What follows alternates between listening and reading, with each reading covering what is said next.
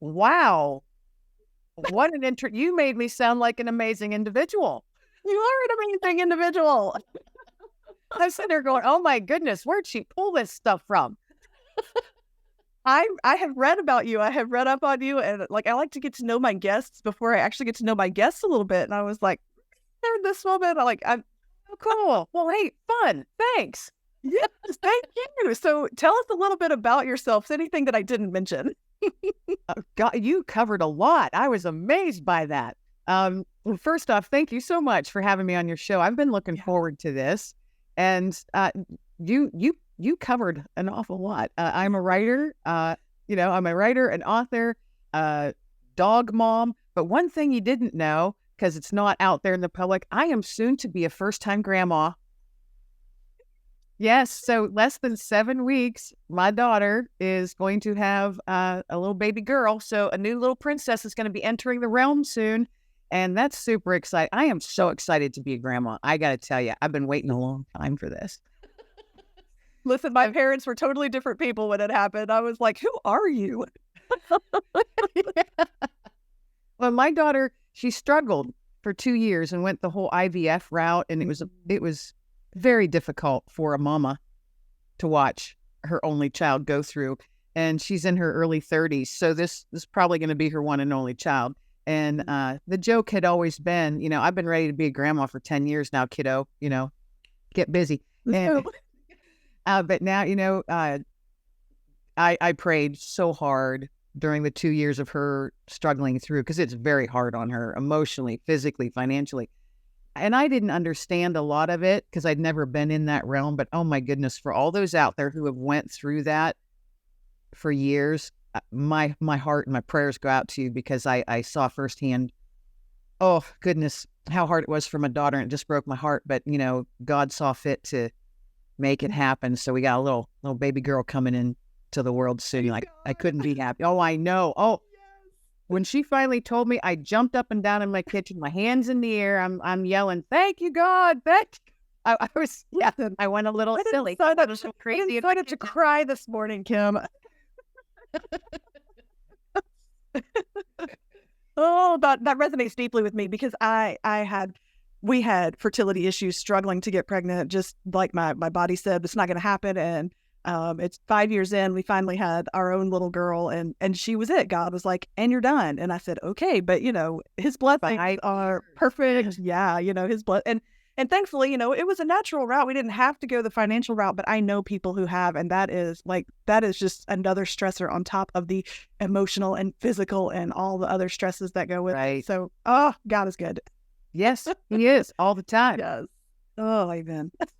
Okay, we're having church this morning. Continue. Hey, why not? Why not? Woo. Okay, so what else about yourself? You're going to be a grandma, and you're an Air Force veteran. You're a dog mom. Oh, I think I heard or read that you also are a coffee fanatic. I drink copious amounts of coffee. Copious. I always have a coffee mug near. Yeah, I drink way too much of it, because people are like, Kim, you don't need the caffeine.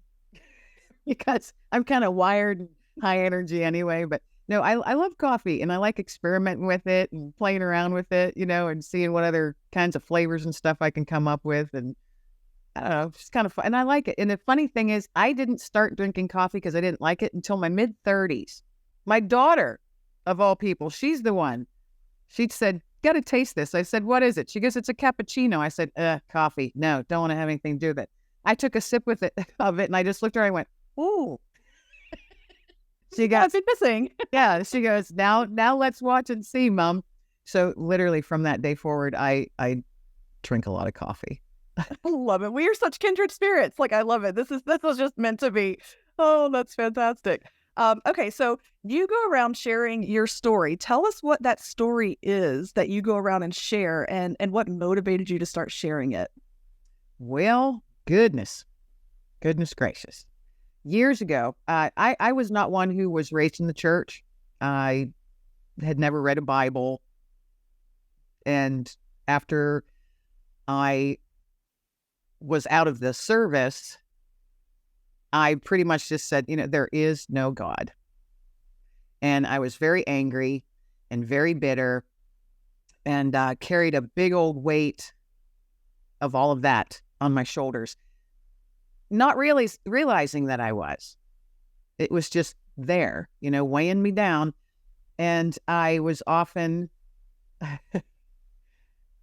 had nothing but negative to say about God. And years later, I look back now and I'm like, how is it, Kim, that you told yourself you didn't believe in God, you hated God, you were angry with God? How can you hate and be angry with something that you are saying doesn't exist? And I look back on that now and I'm like, oh, Kim, Kim, goodness.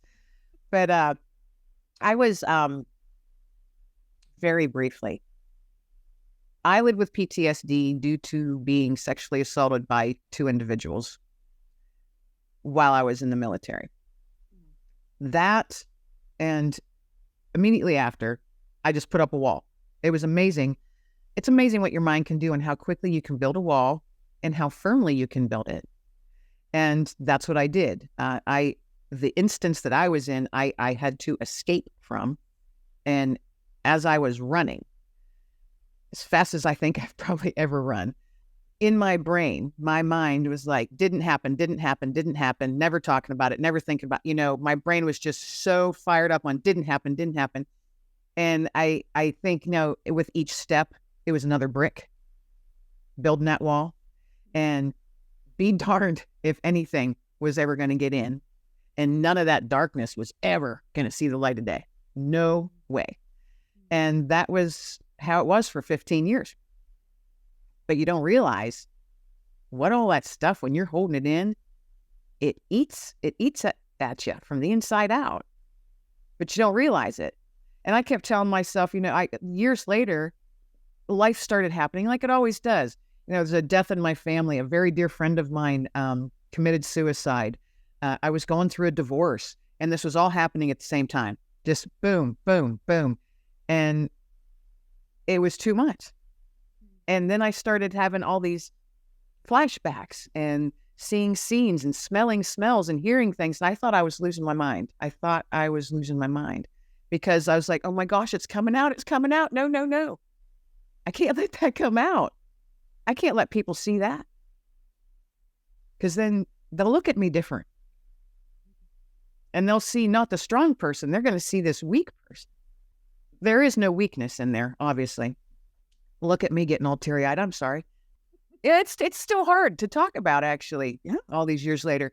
But when all that stuff was happening, life, years later, I found myself on my living room floor, on my knees, sobbing.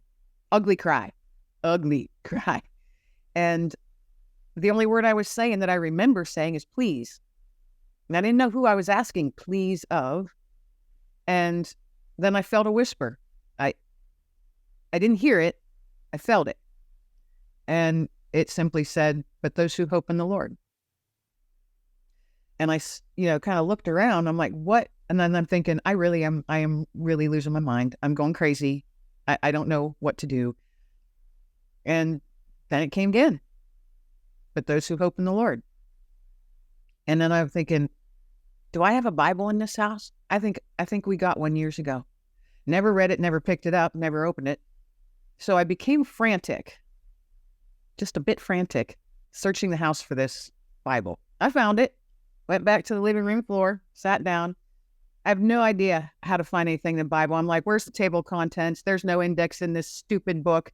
And I was so frustrated and so angry and thinking I'm losing my mind. So I just took it and threw it. And it hit the floor and slid a couple feet away from me. And I was angry again, still crying, but then angry at God, the one I told myself I didn't believe in.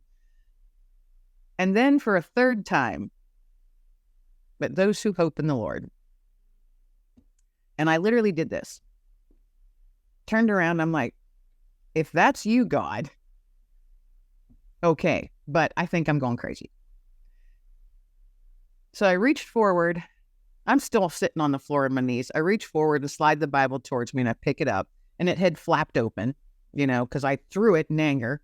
And when I picked it up and looked down, and I will never forget this, because I get goosebumps just thinking about it now all these years later. When I looked down, it was like words were lit up. And the words were, but those who hope in the Lord will soar on wings like eagles, will run and not grow weary, and will walk and not faint. Isaiah. And I remember thinking before that, those words that I was feeling, I was like, they sound kind of Bible-ish, you know? And by golly, they were Bible-ish, weren't they? So when I looked at that and read that, then I didn't feel better. I do want to point that out. But something came over me that I was not actually alone. I was not alone in this big swirl of a hot mess that I was in, that my brain was in, that my life felt like it was in. And did I become this like perfect Christian? No. But I did start going to church. I went to church angry and left church angry for months. But I kept going. I kept going. And then I realized, something just hit me. It was on an Easter Sunday service, actually. And I was overwhelmed once again with this amazing feeling. But this time the feeling was nothing but utter and total peace and love. And it's something I've never experienced since then. And I'd never experienced before that. It was just so all-encompassing. And I had goosebumps and tears were just streaming down my face. And I started shaking. And I had my daughter with me, and she was just a little turd at the time. And we're holding hands. And I looked over at her, and her eyes were really wide. And she's looking at me, and she just was like, Mommy, Mommy. And I looked at her, I went, do you feel that? Because it was so visceral.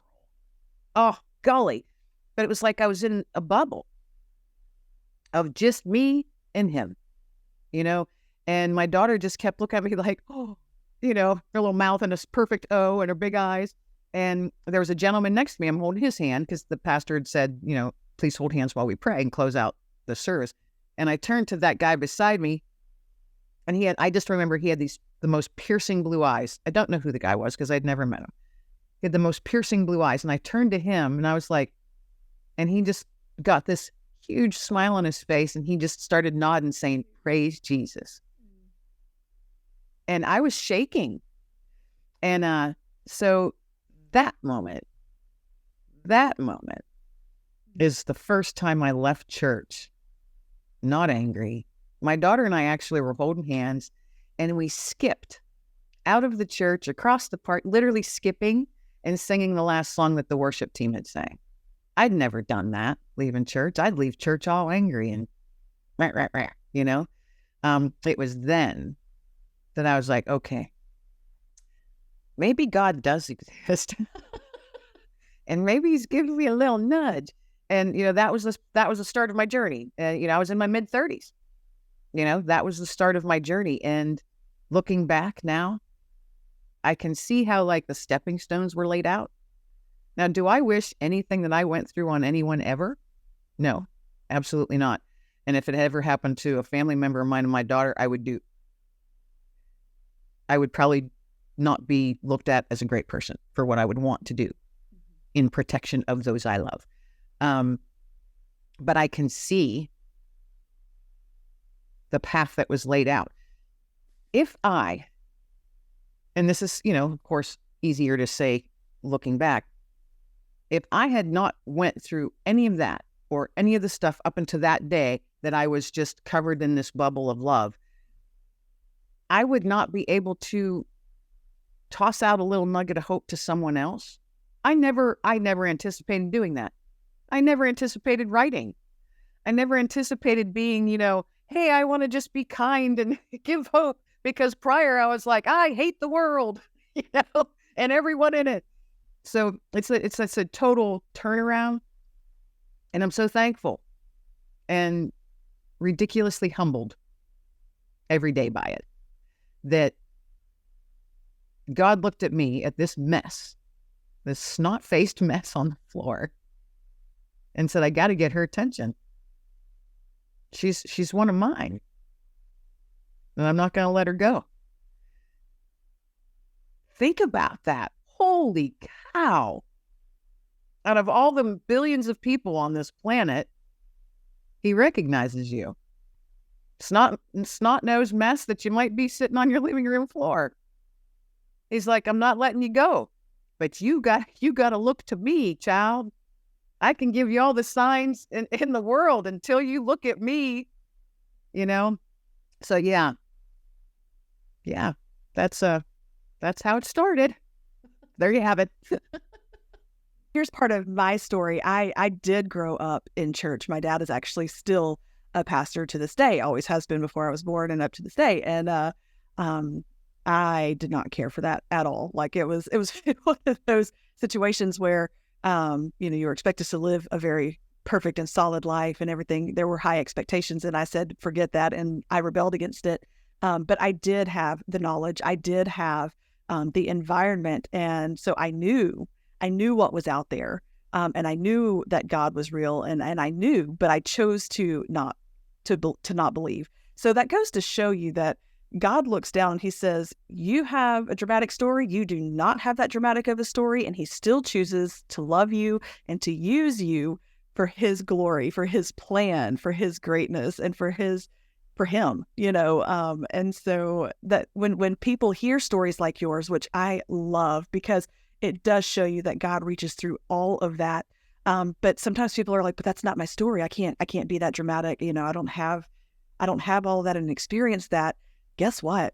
God's still going to use you. God still has a plan for you. God still has a story for you to share. You just have to be willing to share it, which is what I love so much about you, that you were just so bold and brave in sharing your story, because as Christians, we do have a very different source of hope than the rest of the world. They don't understand. The world doesn't understand our hope. But I know for me that there have been several events in my life where that hope, Jesus, is the only reason I made it to the other side. And I think most of us who are believers, we look back and we don't actually recognize sometimes until we're on the other side, right, that Jesus pulled us through. We were hanging on for dear life to that life preserver, and we didn't even know what or who it was. I'm often saying, boy, I was in that boat and I had no oars. Right. Just out there floating. Yes. Oh my gosh. One of the things that I've grown to realize in my own life, I battled with postpartum psychosis, which was followed by years of like this lingering depression that it would not, I could not shake it. But I also didn't talk to anybody about it, which is ironic considering that I'm a counselor in my own right. Like I'm a marriage and family counselor. But sometimes like when you are so bogged down by those emotions and those feelings, and you don't think straight, literally your brain chemistry is messed up to the point where you can't, think, I need to talk to somebody about this. So, I dealt with all of these things. And then there were days where I would try to convince myself I'm happy. If I just convince myself I'm happy, then everything would be fine. Everything go back to normal. And so maybe for a day or two, I would convince myself that I was happy. And then there would be, the days that followed that it was like, oh, wait, I'm not happy anymore. And so you have to chase that high, kind of like an addict would, chasing that next, I need that endorphin hit from being happy. And it wasn't until I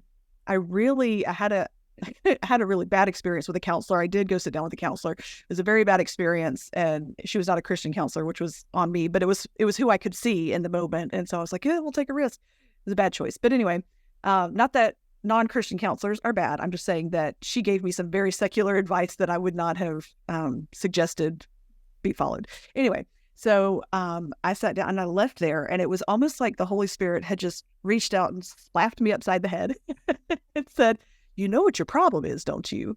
Like, you quit relying on me. You quit holding on to me. You quit seeking after me, and you're trying to do this in your own power. And I was like, oh, yeah. That's what happened. And it was when I chose joy, when I chose to find the joy and not the fleeting happiness that's rooted in Jesus, that, my whole life changed. And so, yes, when you see, when you stop realizing that it's not about the emotions, it's not about how you feel, and we choose joy and the source of that joy, that's when our ability to see hope is so much greater.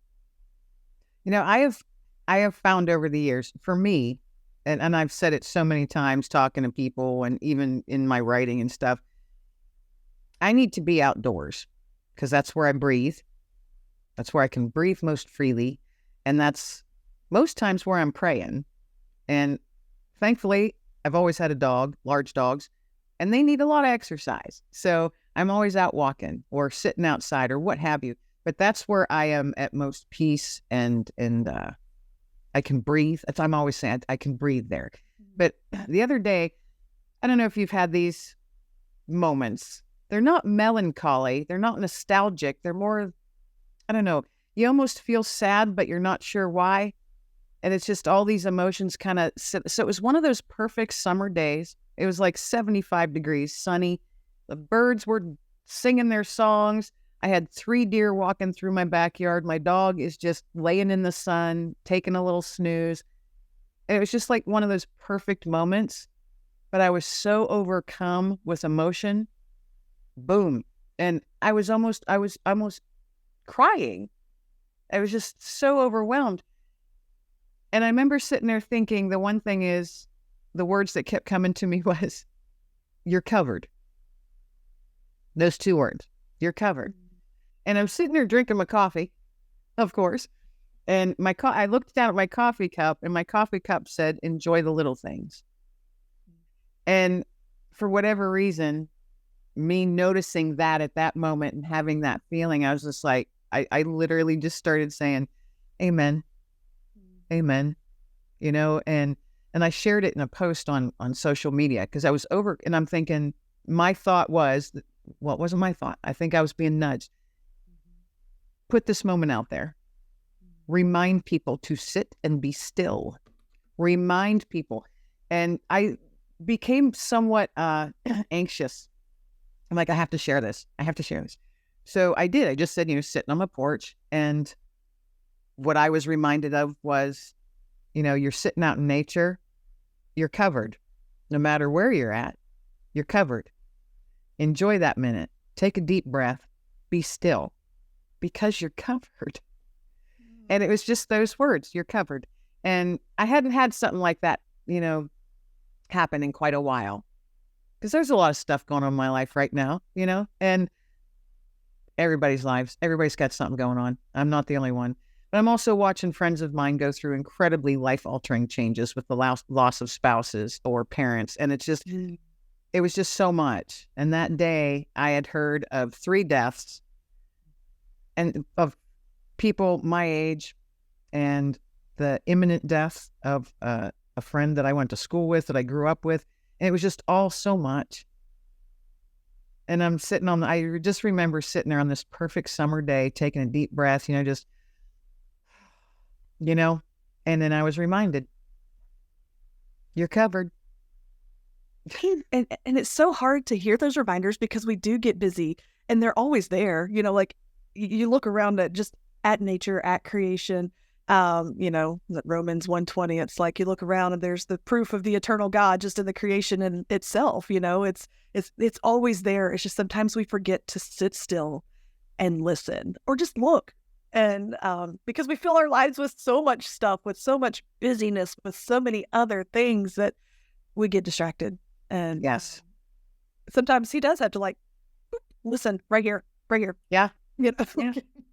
And I laugh sometimes because when something will come to me, I'll be like, you've been pounding on my back for 5 days about this, haven't you? And I'm just now getting it. A little slow on the uptake, aren't we? Yeah.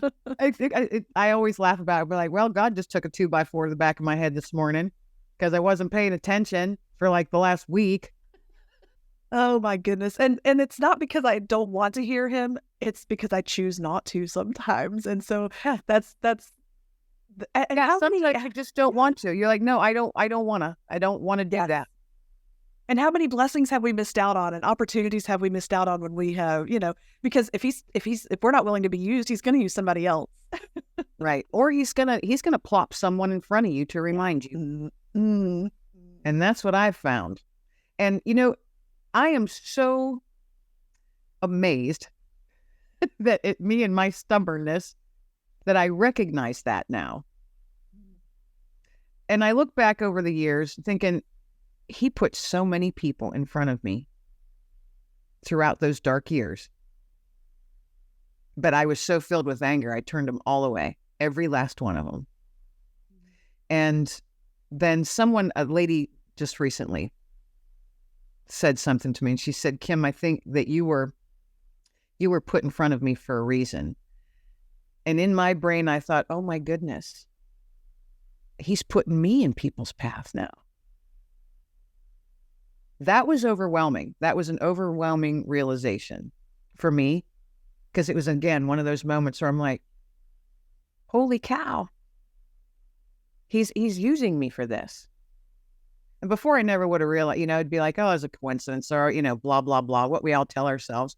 But yeah, it's so incredibly humbling.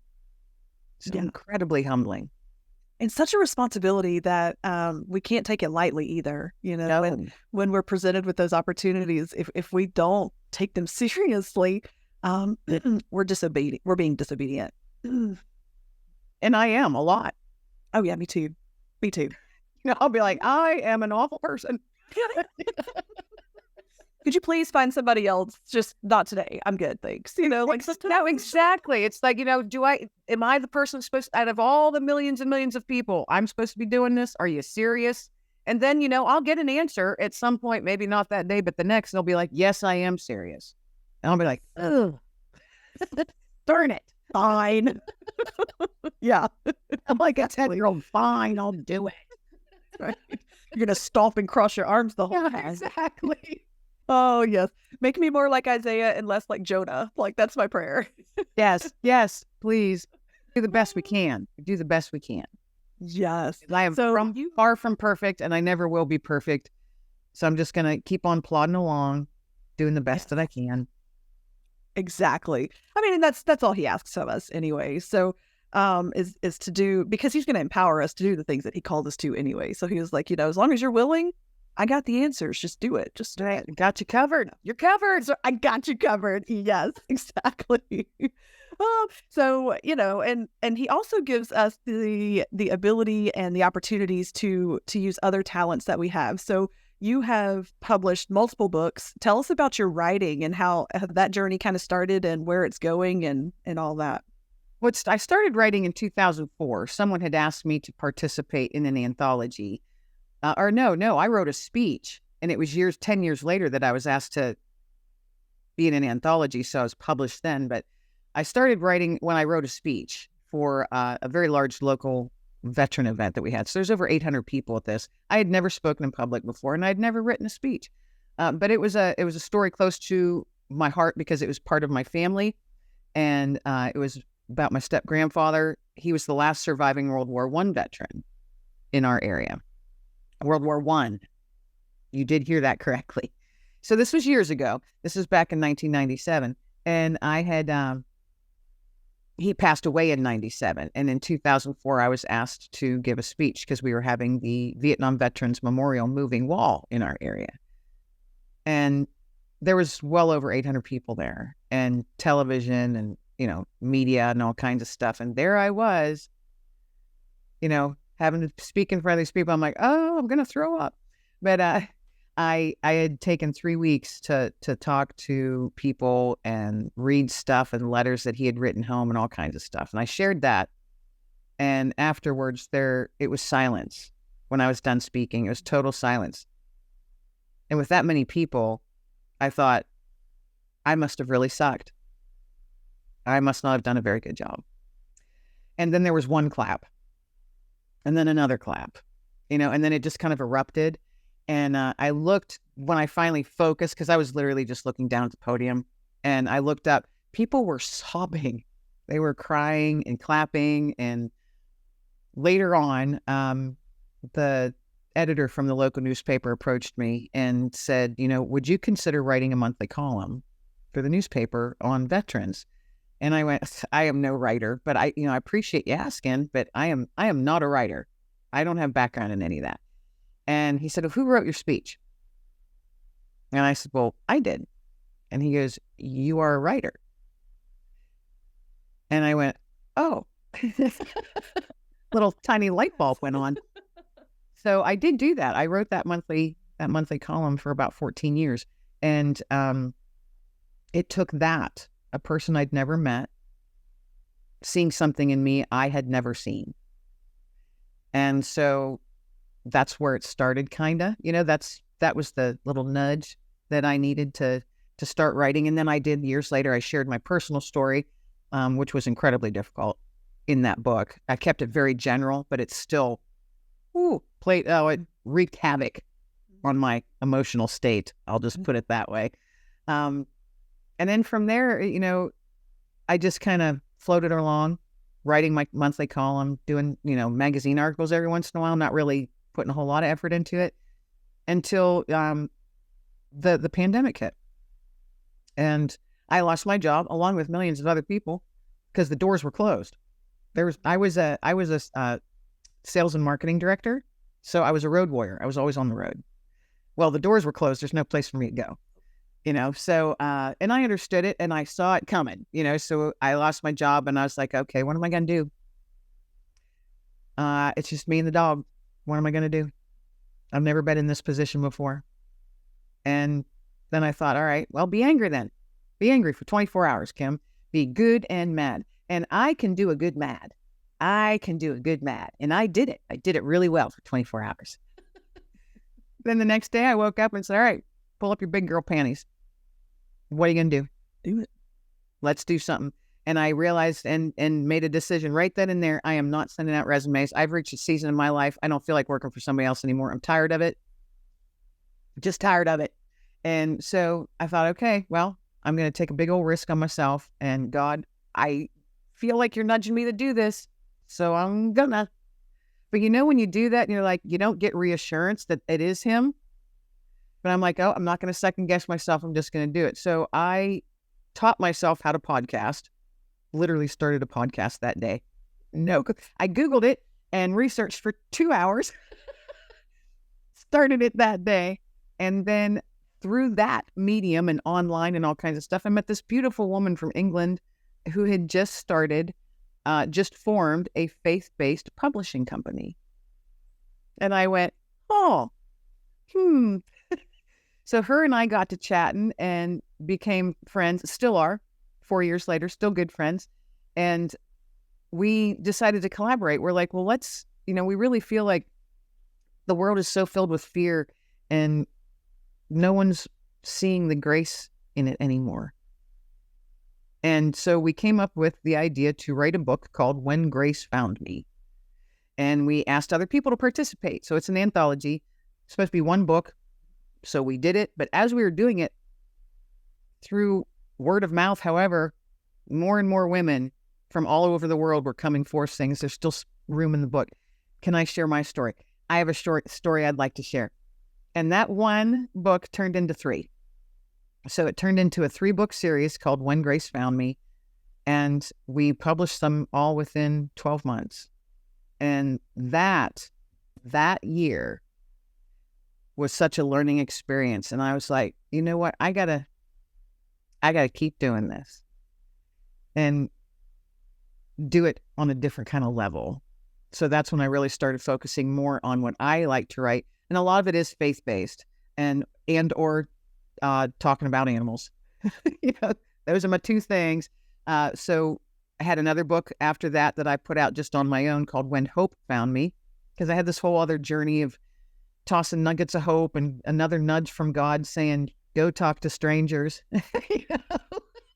I'm like, no, I don't want to. But that was a very strong nudge too. And that started a whole nother little mission that I've been on for, about the last year and a half now, tossing out nuggets of hope. I love it. Sometimes he just says, you have to trust me to take that first step, which is kind of, you're like, I don't feel any kind of assurance like that I'm doing the right thing. But then it's like, just take the first step. And I promise you will see that I am behind all of this. Like, I am ahead of you, I am behind you, and I'm on either side of you. You just have to take that step. Exactly. Yes. Yeah. You're covered, and those 2 words just have stuck with me since that day, sitting on my back deck. You're covered. The hope thing, I started seeing the word hope everywhere for like 2 weeks. I heard it, I read it, I saw it. And the word hope just would not leave my mind. And I had these little cards, those little cards that say, you're awesome, you're a rock star. For whatever reason, I had a handful of those. So I just shoved them in my purse and I started, tucking them in places in stores when I was doing errands. Like I was tucking them in t-shirt pockets and men's underwear section. You know, I was putting them everywhere, the most random places. I put them in with the cookies and the Doritos, and I was taping myself, just saying, I'm out here dropping nuggets of hope. And that's what I started calling it, these little cards. But I kept getting that nudge. You know, it's awesome what you're doing. Thank you. But you got to do more. Yeah. And that's when I realized I'm supposed to actually talk to people, not do it secretly, anonymously. So I wasn't sure what to do. And I got online and I found these little stones. They're these beautiful polished stones with the word hope engraved on them. And I found some. I was like, I can't believe that I found these. And I'm going, duh, Kim, you've been nudged for weeks now. Of course you found them. So I bought a whole bunch of them. And I always have one in my pocket or in my purse, coat pocket. I keep a couple in the console in my car. And when I'm out and about doing I've been doing this for a year and a half now. I'm out and about doing my errands. Someone will catch my eye. And it's typically, you know, a person that I would probably not normally approach. And I'm not one to approach total strangers anyway. But it started, you know, I would just get this overwhelming feeling that person needs a nugget of hope. And then I realized I'm not supposed to talk to them. I'm not supposed to ask them their story, ask them their name. I was being told, and people can believe however they want to believe. You can think I'm crazy, and that's perfectly fine. I felt like I was being told, you approach this person in a gentle manner, offer them a nugget of hope, and then wish them a blessed day. So that's what I did. And the first person I approached, I just walked up and said, excuse me, sir, I would love to give you a nugget of hope today. And I hold out my hand. And without fail, every person has held their hand out, which looking back, I'm amazed at. I'm a total stranger. And so I just gently place the stone, the rock in their hand and say, I wish you a blessed day. And then I turn and walk away. That's it. And the more I do it, the more comfortable I am with it. But there's been times where afterwards I get to my car and I just start crying. I just put my head on my steering wheel and my arms and start crying. Because I've had laughter. I've had a couple looks like, who are you, crazy person? I've had tears with no words, just tears. I've had hugs. And I've had one older gentleman, at least in his mid to late 80s, yell at me in anger. And, so it's run the gamut of the responses and emotions that I've gotten back. But each one in its own way has been a huge blessing. And every time I get in my car, and a few of them, I just had I'm really, really empathetic. And I would have such an overwhelming feeling getting back into my car. It's like, now you need to really pray hard for that person. And I'll be like, okay, I will. I don't know what's going on, and I'm praying in this frantic weird and then I was like, I don't even know what to pray. And then I remember my pastor saying, when there are no words, you just say Jesus. And for me, that is to say, please. That seems to be my thing. So I was like, Jesus, please. And, I don't know their life stories. I don't think I'm not meant to. I think that it's very humbling to realize that God is like, all those people I used to get through to you or tried to get through to you, you are now one of those people because there's so many out there that are sitting where you were at. And that's a big thought to have, and I say humbling. I know I'm being redundant, but I can't think of another word for it. That's the best word I can come up with is humbling, because you feel so small sometimes, but you have no idea the big impact that you can have on somebody. My goodness. And if you've got that opportunity, why aren't you doing it? Mm-hmm. Come on. Absolutely. Well, and that's, how hard is it? I mean, what is stopping us from walking up to somebody and saying, I would like to offer you hope. Now, I mean, what God sent his son to die on a cross to offer me hope. He's literally saying, hey, walk up to this person and say, I'd like to offer you a nugget of hope. And you hand them a little stone that says hope. You know, if God is calling you to do something so small and so simple, what's holding you back? You know, like it's fear, pride. Yeah, that's all you. Right? You know, not as you specifically, but whatever you're calling. Yeah. In our humanness, that's just you being human. Of course, it's uncomfortable sometimes. I had a man yelling at me in Walmart, yelling at me in anger. You know, I mean, he literally yelled, and I'll say his words. He literally yelled when he held out his hand and I gave him the stone, and he yelled at me. What the hell is there to hope for? I mean, he yelled it. And I kind of just went, and then I realized he's not yelling at me. Yep. I have no idea what this older gentleman is going through right now. And that's one where I got in my car and I was crying and I was praying. And I'm thinking, you know, maybe his wife has Alzheimer's. I don't know why I had these very specific thoughts. Maybe his wife has Alzheimer's and he has just reached his wit's end. She's got, you know, sundowners, so he's up all night and she sleeps all day and he has to watch her. And he's so tired. That's the first time he was able to even get out and get groceries, and he can't find the gosh darn laundry detergent. And that just put him over the edge. Maybe he's been really sick for a long time and it's his first time getting out and he's so dang tired. He's like, oh my gosh, Walmart feels so big. I just need these few things. They've turned everything around in this dang store again. I can't find the dish soap. And he's just getting frustrated and angry and he just wants to go home because he's just so dang tired. I don't know what he was going through. And if he needed to yell, I'm glad I'm the one he yelled at, because I knew not to take it personally. Somebody else might have taken it personally and started yelling back. So if nothing else, I was put there to take that on, you know, take it on the chin that day. So someone else who would have been angry and mean about it wasn't there. That's how I'm looking at it.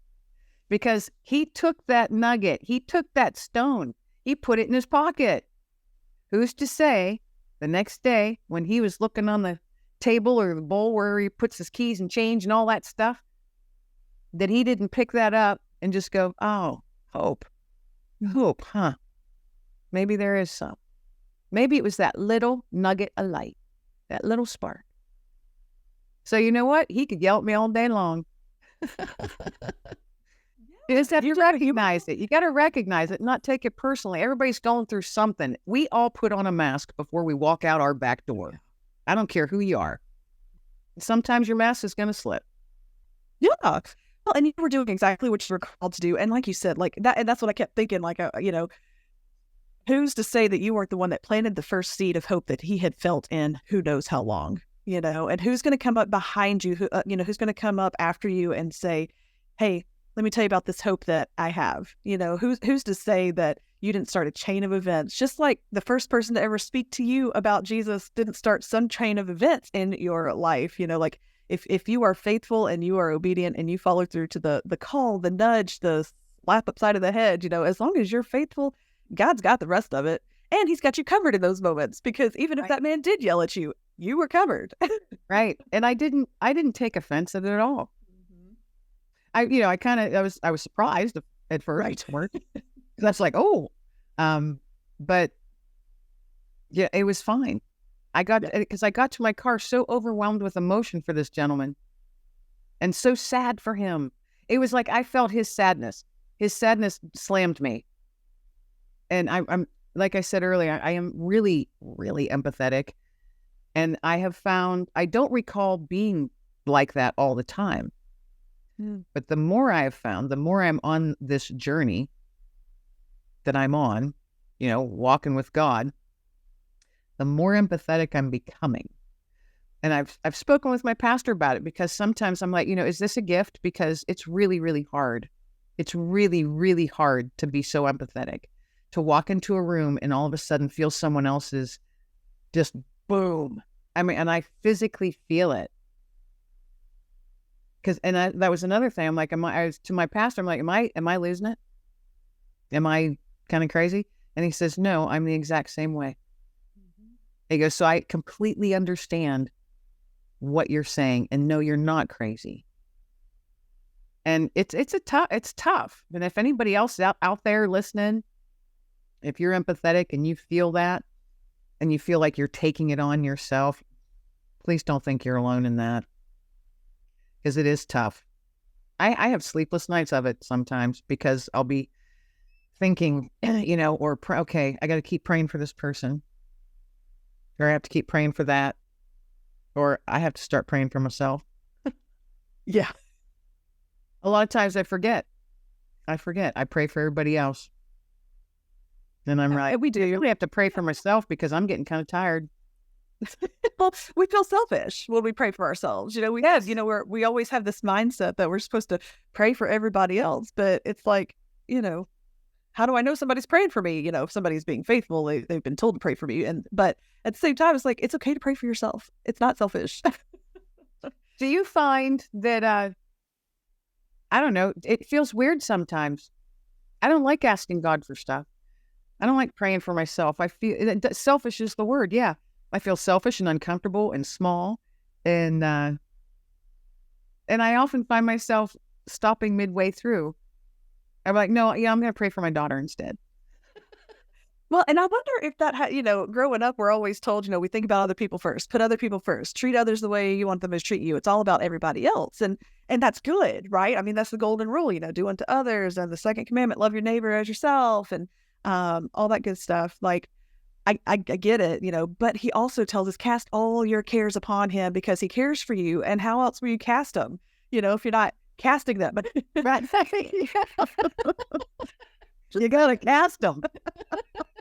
And it's not just saying, let it go. It's literally saying, give them over. And that is a personal interaction when you give somebody something. And so, it's okay to pray for yourself. Yeah. And that's a big distinction that you just said. It's not let it go. It's give it up. Because I don't know how often you've heard it, but, if things are going on in your life and, people that realize it, and they're like, Kim, just let it go. I actually don't care for those words. Let it go. I just don't. So you might have a distinction there. It's not necessarily let it go. It's you've got to give it up. There is a difference. Yes, there is a difference. Oh, yeah. I had a conversation with a woman back in June, I guess. And she was like, I just let things roll off my back. And which to me is like equivalent of let it go. And I'm like, things can only roll so far before they start piling up behind you. Like letting it go is not the same thing as walking away from it once you have released it. And that's what giving it up is. Like, you no longer have anything to do with it. You have given it up. It's not yours to deal with anymore. Right. You don't have to carry it. Yeah. He doesn't want you to carry it. I mean, that's what he doesn't want you to carry it. Yeah, exactly. He doesn't want you to carry it. But, as we are, in our humanness, I often, I'll hand all those bags over, and I'll be like, nah, you know what? Give me that one and that one back. I'm going to carry that one for a while yet. Yeah, I really like the pain and the weight of that one. So right. Why do I do that? We do it, don't we? We do it, don't we?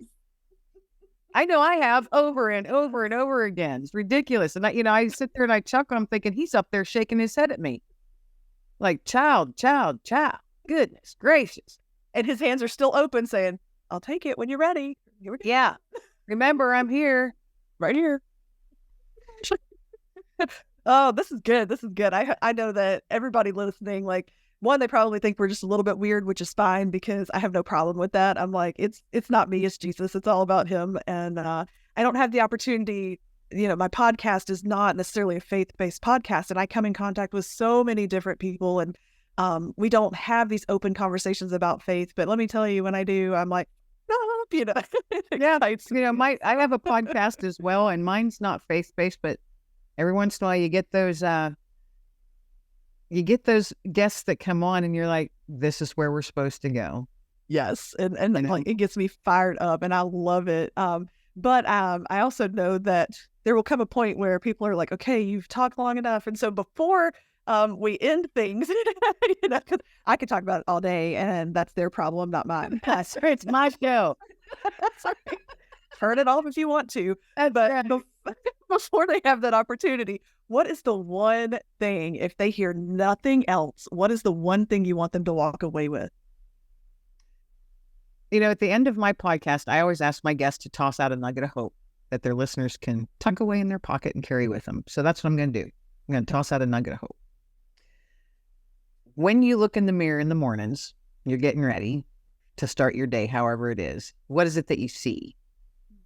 Are you looking at someone who's really tired and all you're focusing on is the dark circles under your eyes, that gray hair that's creeping in, how your back hurts, how your neck is stiff, how you have all this stuff to do and you got to go to a job you don't like? Is that your focus?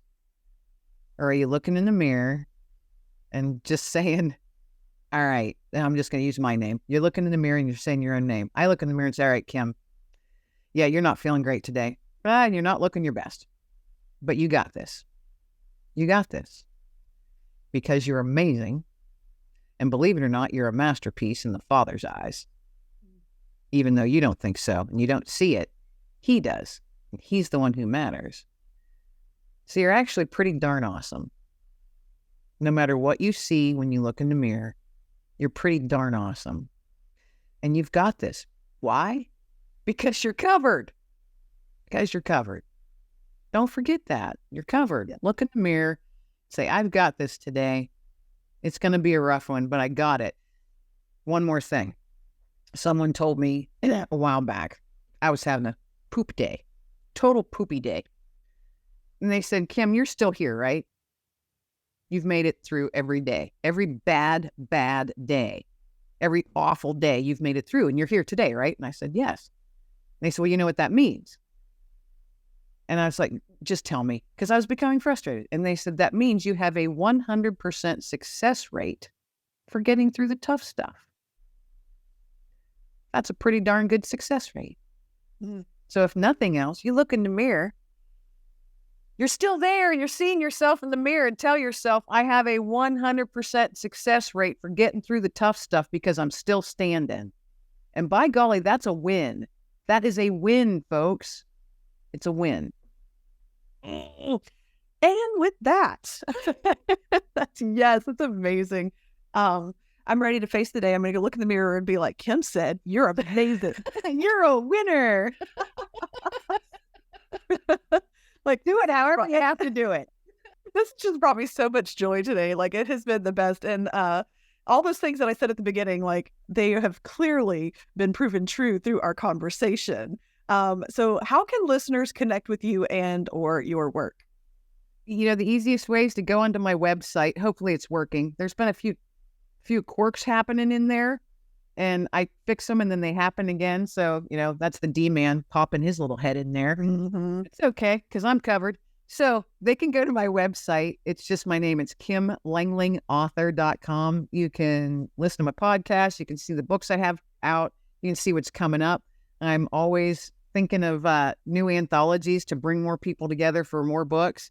And, website's the easiest way. You can contact me through there. My dog has his page because he's my office manager.